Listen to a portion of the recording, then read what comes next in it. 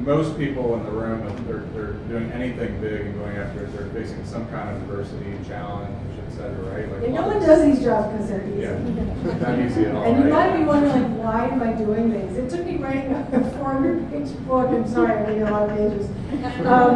To go like, I really like the struggle. Yeah. I really like the struggle. What if you kind of reflect on times like with Echo Imagination, you're like in the minority on driving that forward. With iVillage, obviously there's a lot of learnings you're able to pay forward, and the Hulu and other things. But like when you faced adversity, like what helped you to be resilient? What gave you hope? Whether you failed and/or it's like you're learning and paying it forward, or you know with conviction you're right, but the rest of the organization isn't there, and that's a little bit of a struggle. Like what gave you help and resilience in those moments? Well, there were a lot of times I was totally panicked and about to give up, and I had this sort of pattern recognition that I realized after a while, like, if you press too hard for something, it maybe won't happen. And just when you give up, just when you're like, okay, you're on your own, figure it out, people are like, you know that idea?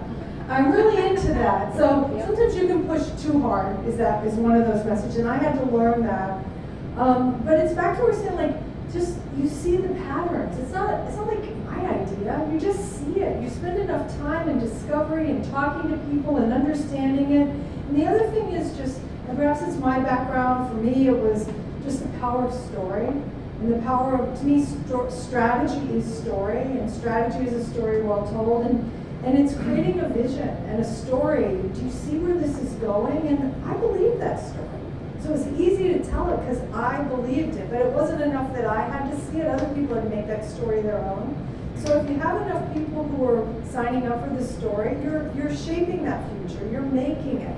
And so with that momentum, like, you have an obligation to each other. Like, you see it, right? I see it. Yeah, we gotta go. So that, I think, really gave me the fortitude to just, it wasn't me, it was a team. We believed in that story. I don't know if any of you have read Yuval Harari's Sapiens or any of his work, but in Sapiens he talks about imagined realities, and kind of why I named my book Imagine It Forward was just this ability to harness story and the power of imagination to imagine and shape the future. That's innately human. We do that, but in companies we forget that sometimes. It's all just the logic and the numbers. And so that's really, I think, when I reflect on it, it was the power and the belief of that imagined future, and we were going to make it real.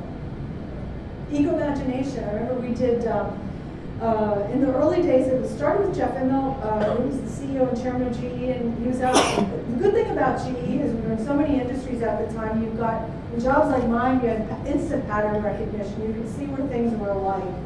And Jeff was hearing from different customers, hey, we're seeing regulation happening in Europe in clean tech, and he was hearing it, and help us, GE, can you help us? And so he said, what's here? Can you take these seeds of an idea and see what's happening?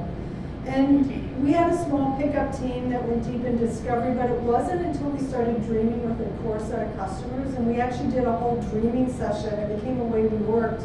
And we peered out in the future. We said, at the time it was 2005, we said, peer out in 2015, imagine 10 years from now, so quaint.